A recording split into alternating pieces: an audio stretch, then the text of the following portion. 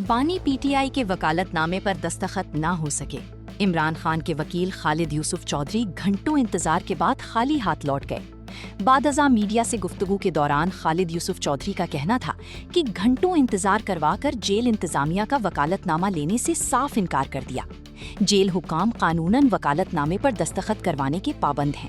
بانی P T I سے وکالت نامے پر دستخط نہ کروانے پر وکیل بانی پی ٹی آئی نے سخت موقف اختیار کرتے ہوئے کہا کہ جیل انتظامیہ کے انکار کے باوجود توہین عدالت کی کارروائی سے پیچھے نہیں ہٹیں گے۔